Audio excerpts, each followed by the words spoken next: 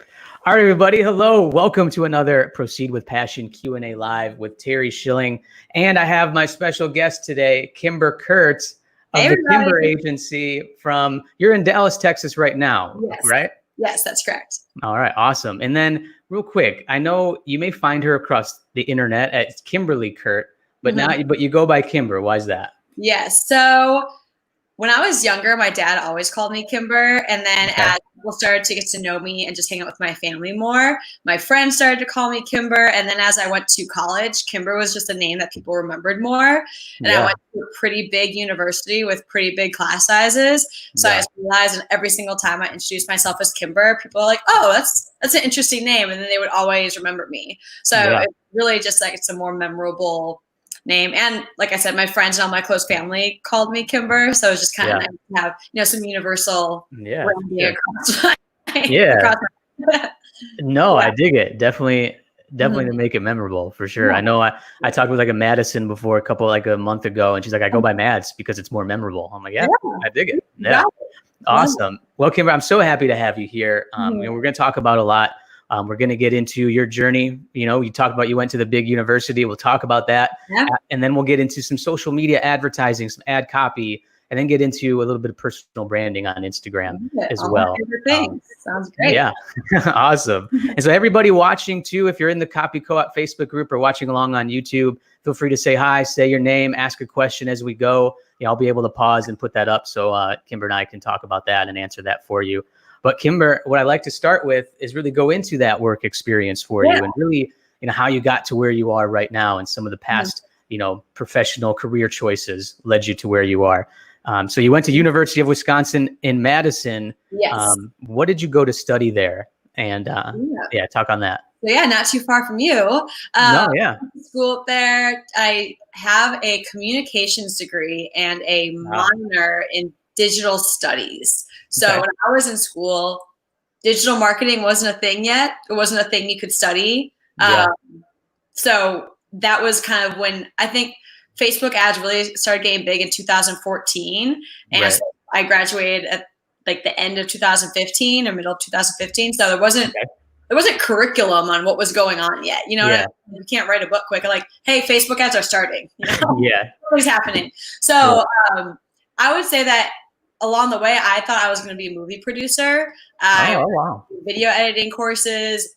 I was always very interested in art and being creative. I was an art major for my freshman year. And I was like, I think this is more of a hobby. I think I need to go over to something else.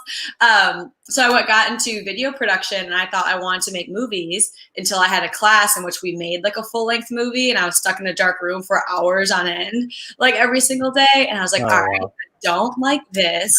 What is a shorter version of movies? And I was like, commercials, like advertising. I could do that. So kind of started changing gears there and, got some really great experience. Luckily, when I was in school, that I did have to go create movies elsewhere to figure out I didn't like it. And kind of started dabbling in social media and marketing at the end of my college career and even just creating promotional videos for different jobs that I had that I was like, hey, can I make a video for this job that has nothing to do with video, but can I make a video for you? Just some more experience. And then getting out of school, I worked at an advertising agency as a producer. And I found that, it was interesting. We did like a lot of really great projects and editorials and magazines and TV commercials and everything like that. And I learned so much there. And I think right now there's like a big question for people in college, especially right now. They're like, well, should I even find a job or should I just become an entrepreneur right away? Like, for sure. What do I do? And I think when you're in a more structured work environment, you learn like what you like and what you don't like, but you also learn a lot. I learned a lot about advertising. I learned a lot about like advertising as a whole, like across the entire scale of what different types of media can do as well. But in that process is where I was like, we tell them that about this many people see their commercial, and we tell them that maybe this many people like purchase the magazine. Like, who even knows if they read the article? I'm like, that's kind of, there's not a lot of information there. Like, ripping them off. Okay, interesting. And so definitely learned a lot all through those, and just learned how to, honestly, like how I liked being managed, how I didn't like being managed. I'm an entrepreneur, so clearly I don't like being managed at all. At all. I gradually learned after I was in the workforce, like out of college for maybe like 3 years, 2.5 years, and just learned that no management style worked for me. Yeah, for sure. Yeah, after my marketing, or after I was a producer at that advertising agency. Yeah, was that Slingshot from what I see here? Yes, okay. Slingshot LLC. And then so you moved to Dallas then from good old Wisconsin. Did you grow up? Did you ever leave really home, live anywhere else growing up? No, so I lived in Wisconsin all my life. Yeah, okay. And I was like, I want to live in a bigger city, and Chicago and Minneapolis are my two options. They are both very cold in the winter time. Like, I don't know if I want to do that. So I applied to a ton of places. I applied everywhere from like Southern California, all like southwestern part of the country. And then the woman who hired me at Slingshot, she was actually from Minnesota, and her husband was from Wisconsin. So we just like connected on that front, really. Yeah. And, so that was awesome. And she was a great boss. And then I just left that company, moved on to a different company that I did a little bit more digital stuff with. And I saw like how cool it was and how much more data you had, and a little bit more email marketing, and did a little bit more branding and stuff like that. So I started that job. And even though my role was like brand manager or something like that, I did so much in terms of budgeting, which has been really helpful now. Definitely helpful as an entrepreneur. Know where all the money is going and coming from, and everything like that. So even though I really disliked my second job, because I kind of felt like a monkey with no purpose, like I'm like, anybody can do this, like, whatever. I learned a ton. And if I didn't have that work experience, I wouldn't have nearly as much to talk about, like to reference, and to just know what I liked and what I didn't like. So I had a more clear direction for becoming an entrepreneur and for creating my own business, like what I even wanted to do, because I think that would take some time where you need to figure out what you like and what you don't like. So that was like critical in my journey, is having that job that I didn't like. I think you definitely learned so much from like the bad moments. We talk about, I had a conversation earlier this week, and we talked about how, people say work smarter, but like everybody who's gone with like through this, and we worked hard though to get there. Oh, for sure. Right. And they failed tons of times. Yeah. Oh, definitely. Yeah. and that's where you learn from, for sure. And then I know you kind of got into a little bit of fitness too on the side as a cycling instructor, which I know if anybody watching, and then if you follow Kimber on Instagram or across her channels later, I think you'll see some of that content too. But tell me about that. Was that just a shift because it was a hobby and interest for you, and then it turned into something more? Yeah. So I actually taught fitness all through college as well, because I needed a job when I got to school. And I was like, you get paid to work out? Like, let's do it. Yeah. It's great. And I was like in sports in high school, and I danced, and I was like, all right, well, this will be a good way to like stay in shape. Didn't realize like how much that job would actually change my life. I learned so much about health, wellness, fitness, and it really did become a passion of mine. But it's also kind of where I learned that I really love helping people. And so for a long time, I equated fitness with helping people. I was like, well, this is the easiest way to help people. Like, you're changing their lives through fitness. Yeah. And got to Dallas. Initially, I was just here for an internship for the summer, and I wasn't teaching. And I was like, wow, I really miss having that impact on people's lives and feeling like I'm important, essentially. Like, I help other people do something better. I'm not just like here living for myself, essentially. Right. And so I really missed that. And then I kind of, when I moved here permanently, I kind of got like pushed into this teaching position, and it was the best push I've ever gotten. Second best push I've ever gotten. Like, just, she's like, oh yeah, you're an instructor, like do this or whatever. Like, met so many great people. Moving to a new city, it was a great way to meet people. And also when I ended up leaving my full-time job, it was amazing to have a part-time job on the side. So like all of a sudden I had no income at all. I still like, well, no matter what, I'm going to be able to pay my rent and get food.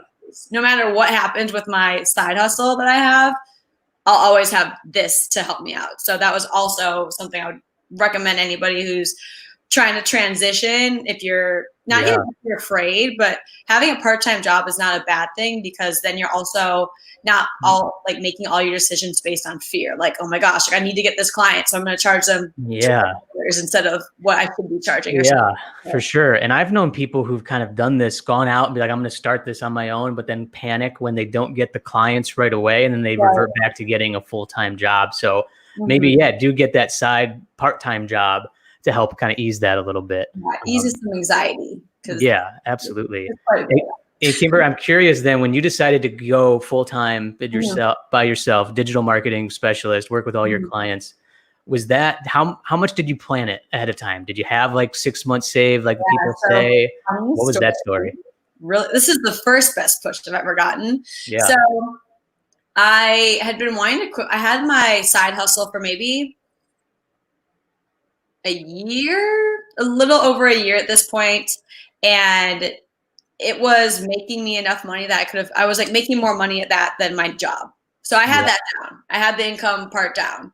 But I was still very afraid. And I was still like, well, you know, if I can still have this income and I can still have this income, why would I stop? You know, why would I stop doing both? Except for like well-being, and I wasn't sleeping at all. Like I should have thought about that. Like I could sleep more. So I had the income down, but I kept making up these excuses for myself, of course. And I was like, once I have 3 months of all my expenses saved, and once I have this, and once I have my debt paid off, and once I have all this stuff, then I'll quit my job. And it was funny because my biggest pet peeve during that time, I had my side hustle, my full-time hustle, and my part-time job. So I was making like a good amount of money. Like at that point, as a 20, whatever I was, 4-year-old, I was making more money than I ever had in my life. But I couldn't like go home to visit my family for more than 2 days because of PTO. And that just like really grinded my gears. I was like, I can't see my family for more than like 48 hours because I have to be back at work on Monday. And I was talking with all my friends from high school who were at this event that I had to be to. It was one of my friends' bridal showers. And it's funny how it all ended up because like a lot of us have our own business or side hustles. And it was something that we never all talked about. All of a sudden, we're like business owners. That's pretty cool. That's awesome. But that day in particular, we were all complaining about our jobs. And I was just, for the first time ever, I was like, I really don't want to go back to work tomorrow. And I'd never said that out loud before. My office was cool. It was like very googly. It was a software company. It was a fine place to be. I walked to work. I didn't have to deal with traffic. I didn't like what I was doing. I didn't like how I didn't feel important there. I could be replaced so easily. And I did that. So that day I was like, man, I don't want to go back to work tomorrow. Get back to my job on Monday. And there's a calendar invite for like 10 a.m., like 9 a.m. It was first thing in the morning. And the entire marketing department goes in there. And it was with like our boss from California. And he's like, the company is going from a from a private company to public, and we're getting rid of pretty much everything except for the sales team. So I was laid off. So you were laid off. Wow. Like pushed very aggressively out the door here. Was it like a moment of like shit panic, or was it like a combination of like, yes, thank you? Like, I think it was almost a like blessing. Yeah. And I'm a huge believer in like the universe and like you putting stuff out there. And I was like, shit, I think I did this for everybody. I think I did. Sorry, everybody, but I think I like spoke this into existence. The day before, I was just like really not wanting to go back, and I've never had that feeling before. Yeah. And then I got severance, which was like took care of all the things I like, the what ifs and the what I need to have saved and all this stuff. So that's helpful. Yeah, for sure. Yeah, it was a massive blessing in disguise. And every single person from that marketing department actually went on to do better things and is so much happier now. So in the end, it did work out for everybody. It was great because I had a month to like figure out my finances, like get more clients. My manager, who also got let go, she was like, guys, do whatever you want. Take the interviews, go get like job interviews, do whatever you want. Like, wow. We're all fired. Like, we're all leaving. So have like meetings during the day. And I always say, I'm like, I blacked out and I got like enough clients to like feel okay going into. Was there any like itch to get another full-time job, or was it like, I'm going to make this work, I'm going to figure it out? Yeah, it was very much the latter, because I was like, if I don't do this now, when am I going to do it? If I don't do this now, then I'm locked into another job for at least a year. Cause like, a year, 2 years, it's like the time that you should spend at a job typically. Right. And I don't believe in myself right now, as the universe just literally like pushed me out this window. I'm never going to do it. And I'm going to keep making excuses for myself. And it was funny because I texted a few of my friends who kind of knew how I felt about having a job and everything. And they're like, congratulations. I was like, oh, okay. All right. People are excited for me. Like other people kind of believe in me. This is good. Yeah. And then, so my parents also own their own business. So I didn't have a problem of, my parents being like, well, are you sure this is a good idea? Because it would be very hypocritical of them if they didn't allow, like, not like they could allow me to do anything. But essentially, like, all my mom said was like, are you sure? And I said, yes. And she's like, all right. You're gonna be happy. Yeah, that's like, awesome. For you, like, and then the only big lecture they gave me was like on taxes, which thank goodness they did that. They're like, I'm like every freelancer out there. I apologize for yesterday, even though I had nothing to do with it. But July 15th, like quarterly taxes, your federal taxes. Quarterly taxes is a big thing that really nobody really tells you if you're going out on your own. Exactly. It's just like, oh yes, I get to keep all this money. I don't get money taken from my checks. It looks great, but it's like, well, you need to, depending where you live, but plan like 25-30% of it and put it away. Exactly. Sure. And that's exactly like it was like the first time I went home after I had quit my job, and it was like not a lecture, but it was like, you're still young. Don't spend all this money because you think you have it, because it's not yours. It's not yours. But that was I definitely got pushed out of there, and I wonder how long it would have taken me to do that otherwise. I really, really wonder. And that's why I'm such a proponent. If anyone even tells me they're thinking about it, I'm like, do it. Leave your job. Yes.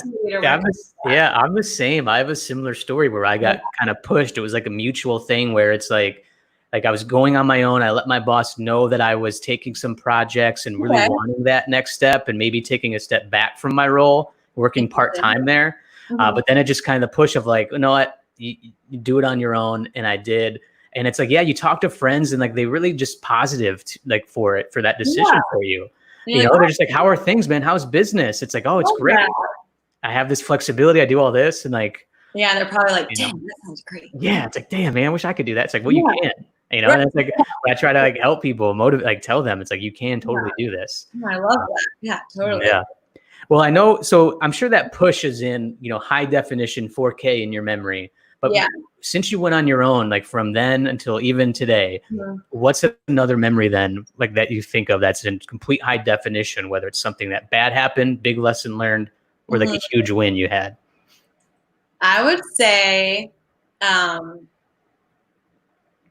bad thing, because I'll start with the bad and I'll finish with the positive. All right. Thing, was just having this client who essentially tried majorly taking advantage of our agency, even though we had contracts and everything set up. Kind of was making up a bunch of different things that outlined in the contract. We delivered on every single thing, and she was trying to get her money back. And in the end, it was like the biggest headache of my life for like a month and a half. And then I ended up refunding her like part of it, just because I literally did not want to talk to this person anymore. If you're watching this and you're new, definitely have contracts in place. Have things protecting yourself. Be very crystal clear. Have specific deadlines, because I know some people don't like putting those in there because they're like, oh, well then that's more responsibility on me. But it actually saves you in the long run, because then if you deliver on every single thing that's in your contract, there's no room for argument. And that was just my personal choice to be like, I don't even want to talk to you anymore. So like, whatever, this is it. And then a good thing would be, I would say, when I invested in this course last February, so not like a few months ago, but like a year ago. And that was maybe a year and a half after I had left, 9 months, like after I had left my job. And I was like, all right, I need to, make this decision. I need to invest in this. And it was one of those things that you're kind of scared to invest that much money in a course or in a training, because now you're all on your own and that money means a lot more. And just actually going through that course and doing exactly what she said, and it's like seeing the results just happen so quickly. I was like, wow, like that's cool. Like all of a sudden I had a great game plan for how to get leads and how to streamline my processes and all these things. I think as an entrepreneur, you have to be so confident in yourself. And I think that's why, just like what you said, when you're like, yeah, like go do it. You can do it. You know what I mean? It's like a lot of people that I've found, I think and this is like on the marketing side of things, if you're trying to sell them something, whether it's like my favorite example is like a gym membership, because you have to do something with it to see results. Yeah. It can be scary to invest in that. And then when you prove to yourself, like, oh, I did this and I accomplished this, even though I was very afraid to buy this. And I was very afraid to take this big step and just have everything like work, because, you know, this person's done it before. So following her directions made things easy for me. I did work hard, but it was like, you know, following that game plan then just got a bunch of clients. I'm like, oh, this you need that anxiety than it was before. So that was I love it. I mean, I'm a big believer in even just getting a mentor and just setting up like weekly calls, that accountability, and then helping have that structure in place. Right. It's so huge. I feel like we learn much better from having these templates and structures to go from, instead of just like these new rules. It's like, help me like figure out like some new ideas, like a different way to approach it compared to like completely starting from scratch. Right. Exactly. Like let me know your experience. Let me feed off this. And then you can do whatever you want with it. You don't need to tailor to your personality. Yeah, for sure. Awesome. Golden. Yeah. And so then we get into, now you're at the Kimber Agency, right? Kimber Agency doing your thing. And a big specialty that you do, Kimber, is social media advertising. Yes. And so I want to get into then, what is your approach with this, as far as, you know, somebody says that we need to run ads, what's your structure like? And then talk about the copy side. Like, how do you approach, you know, different formulas you use, things like that too? Yeah, totally. So if someone says they want to run ads, first and foremost, we're going to do a pretty hefty dive just into their like buyer persona, who exactly they're trying to sell to. Because as a copywriter, you of course know this. If you're trying to talk to everybody, you're talking to nobody. So that's the first rule. Always know who you're selling to, and not just like male 25 to 45 lives in Chicago. Like get super specific, like with their habits and what they do and what they buy and what types of media they read, where they spend their time, like really getting to know them and their habits and everything like that. So that's definitely the first step, first and foremost. And then going into the copy side of things, it's always going to depend on where that person is, or like what type of ad you're running. And I know like the little graphic you made for this was social media ads that don't annoy people, essentially. Yeah. That's always the goal. So we always start out, one thing that we're really huge on is that we are like connection-based marketing, that we're not just putting ads out there. Obviously you want to make a sale, but sales come from connection and feeling like we treat these numbers like, okay, you had X amount of leads, but we treat every single one of them like a human being. Like we know that behind each number is an actual person who has feelings and problems and, you know, a reason for wanting to buy your product or service. So we definitely are aware of, we think of where we are, because when people are trying to solve a problem, which is why you buy things, is to solve a problem. Exactly. Right. Yeah. And I can't think of anything I actually have that doesn't solve a problem, like in my apartment. Like maybe some decorative things, but we have solved some problem of some sort. It's like, we have this. We aspire to be this best version of ourselves. It's like that whiteboard was not necessarily a necessity, but you wanted it and it makes you feel better. Like that's why we buy things, for sure. Exactly. So always thinking of where they're at in their journey, and from their ad campaign, you kind of want to pull, like anybody watching this who's in marketing, like pull them down the funnel, like, you know, whatever. But thinking of them first you have to make them problem aware, because I maybe didn't know I needed this massive whiteboard until I was like, you know, using tons of pieces of paper and my life was so disorganized and everything. So I maybe didn't even know I had a problem until a solution was like put in front of me. So you kind of need to walk them through being problem aware, solution aware, and then you aware.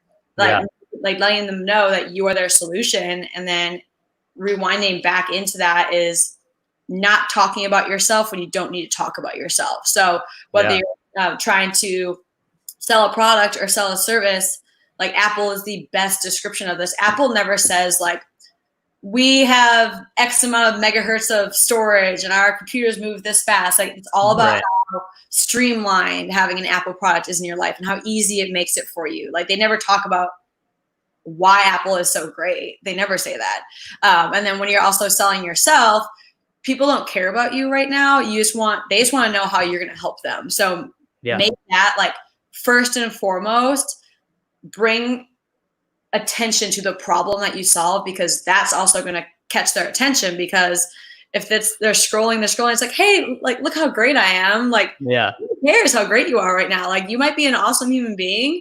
But like one day, a few months ago, I had like I feel like all the Facebook ads I was seeing were like just a bunch of people, because I get served a lot of ads of people like selling courses and stuff. Yeah. And, well, I'm sure with all your clients, you do a handful of searches. So then the ads come flooding. Exactly. So I get all sorts of things that really don't pertain to me. Right. But I felt like I was getting all these ads with people just talking about themselves. And I just got like so overwhelmed. I'm like, I don't want to look at my phone anymore. I don't want to look at social media because everyone is talking about themselves. And so that's one way to definitely annoy somebody, is talking about yourself way too much, because the attention needs to be on them. So if I were to recommend like any sort of structure or template or anything, it would be first to bring the attention to their problem that they have, because that's going to catch their attention and the feelings that are around that problem. So I always like to say, sell them on what they want and then give them what they need. Like weight loss is just like the best example. Like they might like, hey, like you can get a 6-pack, but really you're going to help them so their cholesterol is lower and they have a less risk of diabetes. But those things aren't like cool to talk about in an ad. No one's like, yeah, I want to lower my cholesterol. That sounds like a really cool problem. Like, no, it's not. So like, think of what the solution that they want in their mind and the problem that they have, and then, walk them down, show them that you understand their problem, that, this is either the reason that you created this product or this is the reason that you have this service, because you know how frustrating it can be to deal with certain things. And then also tend to their like objections, like why wouldn't that's huge. To essentially combat that right away. So it's like, for me, like digital marketing agency, it's like, you've probably been burned by other marketing agencies in the past, because almost all my clients have worked with one terrible advertising agency. So kind of combating that, and then saying like, click here for more information on how we can help solve your problem, and then directing them to a page that you can talk a little longer. And those are really all for things that maybe a little bit more expensive, so that need a little bit more talking and need a little bit more description. And then I would say if you're selling something pretty inexpensive, like a water bottle or a pen or something like that, it can be tempting to try and be so creative and so like catchy and like, this is the amazing pen, like that does X, Y, Z, but it's like, this pen writes smooth, like, oh, sick, awesome. Like, so just like clear and direct is going to be so much more beneficial than being super wordy and creative, which for me was one of the hardest things to learn, because I am so creative at heart that I want to make everything sound extraordinary, but really just focus on like the main problem that it solves. Like it writes so smooth. That's all you need. So sometimes being super creative isn't the answer. Yeah, no, absolutely. You want to be clear over clever. I say that a lot with copy, but you can still like, you can have a combination of both. Like, don't confuse people. Right. At the end of the day. I love how you brought into the factors of problem aware and solution aware. I think as a copywriter and marketer, that's so huge to know where they are in their journey, because if they're already aware of you from the jump, it's like, tell them like a hell of a deal then that's really going to take them over it. But if they're really not sure, they're just looking out, it's like, hey, I need the digital marketing strategy. Then talk about, like you said, talk about their objections, talk about how they feel. It's like, you're going to look better with your shirt off as a man, like with your 6-pack, instead of just like, hey, your cholesterol is going to go down. It's like, well, you're right. It's not sexy for sure. Exactly. Not so exciting.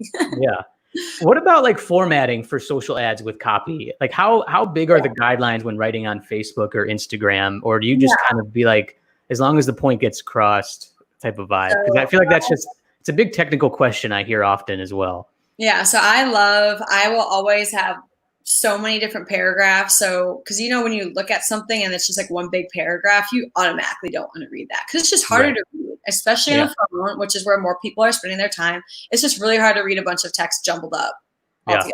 So I usually have like one kind of headliner sentence, definitely include emojis in there, as funny as it might sound.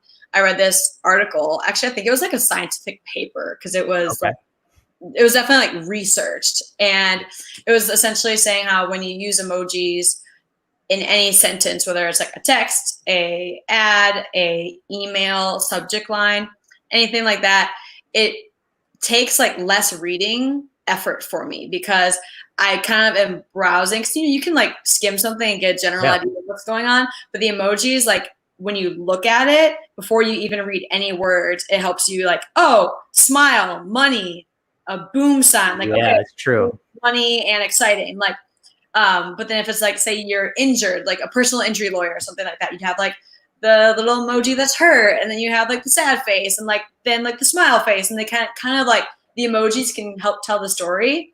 So inserting those just makes it not only easier for people to read, but if they don't even read it, they can be like, oh, I kind of get a general idea of what's going on here before. That's great advice. Yeah, you're kind of put into this emotional feeling already. Like if you see like sick, or if you see somebody like the throw up emoji, or like the money, or the cool emoji. Yeah, no, definitely. It lines up the emotions of the text much better. Okay. Awesome. Dig that for sure. Now let's take a shift to Instagram, because I know this is a big part of your business and your personal brand as well. And so for freelancers, consultants, marketers yourself, maybe starting your own agency similar to what Kimber's doing, how do you utilize, Instagram to, showcase your personality and what you do from a professional level as well? Like what's some advice for people looking to use Instagram? Instagram can be such a great source of lead generation, especially as you're just getting started and you don't want to spend money on ads. But not only if you don't have money to spend on ads, but it gives you a place to experiment a little bit more and figure out like what even is my brand, like by doing like not guess and check, but trial and error sort of a thing, like figuring out what you're doing. And then also as you're getting these leads for free, you can refine your sales process. You can refine everything that when the day comes that you are running ads and you're paying for these leads to come in, your sales process, your like funnel, everything is just like crystal clear, because you not only know your client, your potential client so well because you've dealt with them so many times, but you also have like a better feeling of who you are based on the content you're putting out there. And it can be scary to start. You just got to start. Great thing about social media is you can change it at any time, and it's not permanent. No one's going back to look at these things. So one biggest piece of advice would be to get on video. And I remember, I will still never forget the first time that I made an Instagram story, or the first time I went live. The first time I went live, my heart is racing. I was probably sweating a little bit. I remember I was like in my car and it was kind of dark, like the worst idea, the worst place to go live. But I was like, all right, I'm just going to talk about this right here. And I was so nervous and I talked so fast, and I don't even know how many people showed up. 5, counting my mom and my best friend, like, And so it can be scary, but definitely doing those things, because the more you get out there and the more you show your face, people are going to not only trust you more, get to know you more, but then when it comes down to, them getting to know you and you sharing your work, sharing client success, sharing stuff that you've done, people know you. They have a good idea of who you are. They know your work. So then by the time you get on a call, it's just easier to close them at that point, because they're already familiar with you. They don't have any questions to ask in terms of like, okay, well, what type of return do your people usually see on ads? Like they might ask that question, but there's a chance they've also seen it. So they know that the answer that you're providing is true. You're not just numbers out of thin air. So when people can see those visuals, it's also just really enticing. Like, oh, they made that much money off of an email marketing campaign. I would make that much money off of an email marketing campaign. And she can do it for me because this is whose page it's on. So putting your work out there, putting your face out there, because people are just attracted to like certain personalities. And I always say this, like, I'm good at what I do. I love what I do. Am I the absolute best like marketer in the entire world? Yeah. No. But am I a joy to work with? Yes. Like everyone, Yes. I have a great with all my clients. And so I just attract a certain personality type. And all my clients just like work very, very well together because they saw me, most of them saw me on Instagram before, or it was a referral from somebody who saw me on Instagram first. So they're kind of in that sense. So I would just say like the biggest thing is to get on video, because like I've never bought anything service wise, like expensive, without seeing somebody on video and explaining certain things to me and, you know, different tips and tricks. Yeah. Never bought from somebody who I didn't watch on video first. Yeah, for sure. It builds that trust. Like you said, you get to see their personality, you get to see their real human being as well. And I think the biggest thing, like you said, it's all about consistency. Like your first videos are going to be weird as hell and you're going to look awkward. It's like you think you have this great idea, this tip. If you go live, you're thinking it's like, man, are people really going to show up? Your eyes constantly looking at how many people are watching. And that's cool. Do it. It's fine. Just keep going. Right. Yeah. One quick thing on Instagram. Do you find like, do you try to do like, all right, I'm going to be posting about 2 to 3 things. Like, and like number 3 could just be about everyday life. So it could be random stuff. Yeah. But is it like digital marketing, fitness? Should I be doing like just copywriting and then like pictures of like my dog and food? Like, what do you kind of suggest for people to find that balance? Yeah. So I like to have, you know, most of my content, and I would say like if I'm posting 10 photos, just to make that number easy, like about 75 to 80% of that being what you're trying to sell or market yourself as. Like, use then within that 75 to 80%, there can be a ton of information. It can be, this is how I run my business. These are some client success stories. These are how I serve my clients. This is actually the services I provide. So there's can be a bunch that's in there.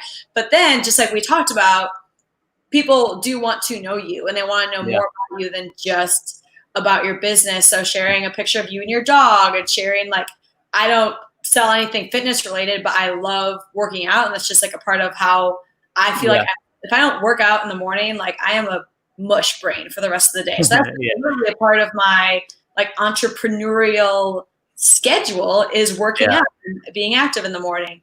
So just including those little pieces of your life, give people a window or like a look into your life and how you operate as a human being. And then that's like, oh, well, I think I would enjoy working with them because they're also really active, or because we have the same dog, or like, oh, she really loves gardening. That's so cool. I bet it'd be fun to work with her on copywriting. Yeah. But also we both garden, so that's cool too. So like having just those similar interests, like it's like making a friend. Like you don't just randomly be like, we're gonna be friends.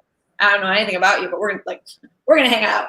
You have similar interests. So showing that is very important. Yeah. Awesome. Awesome. Well, awesome advice. And if anybody has any questions watching, you know, please ask away. But we're wrapping this up here.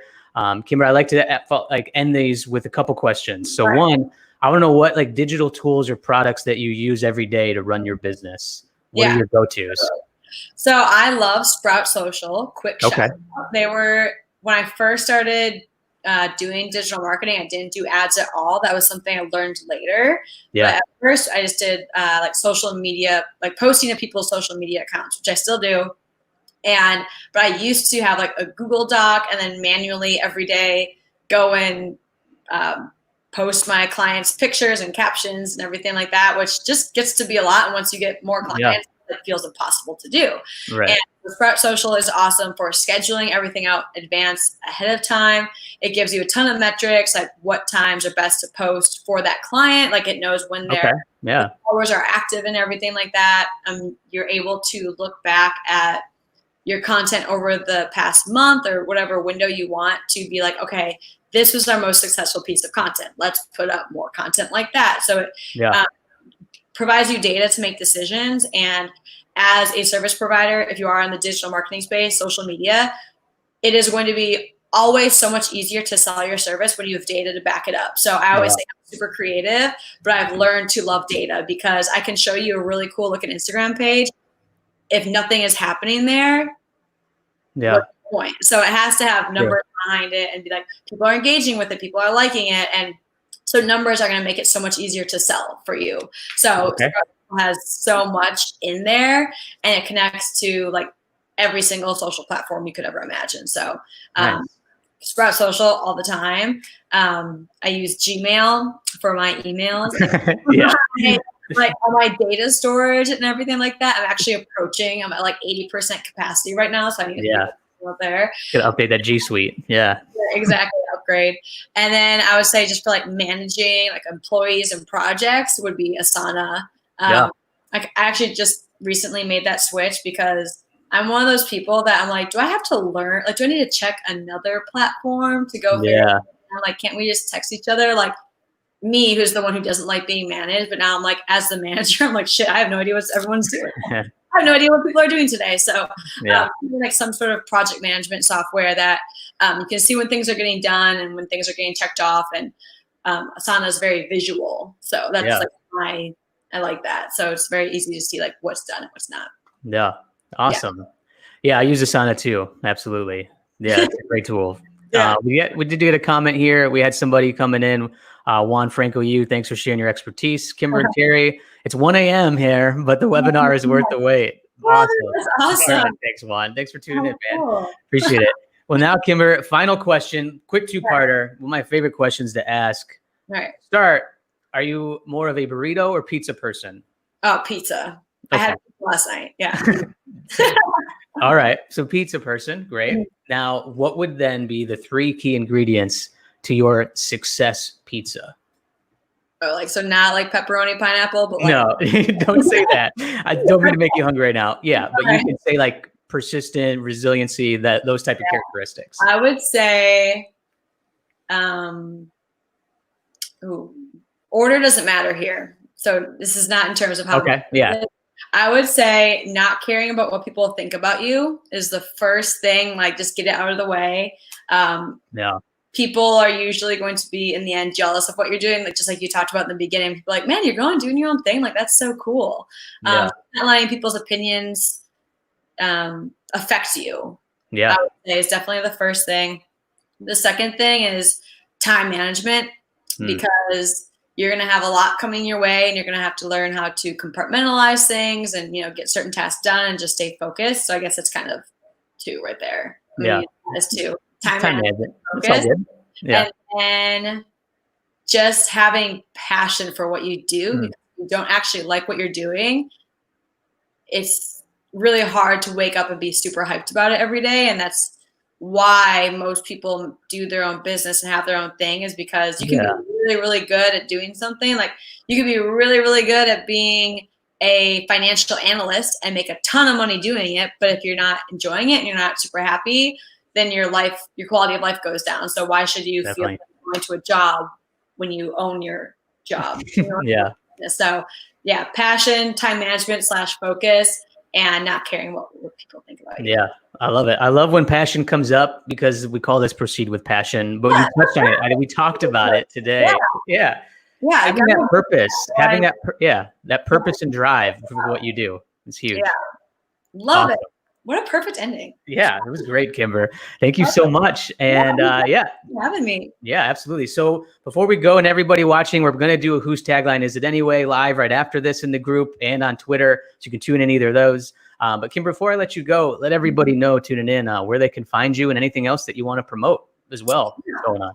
So you can find me on Instagram, Kimber LKI. So it's like Kimber Olkey, but it's just like my initials and how it works. So Kimber LKI. And then if you want to find out more about just what I do in general, it is the kimberagency.com /homepage. And then coming up, just talking about how I was saying, I think being on video is one of the most important things that you can do for your business.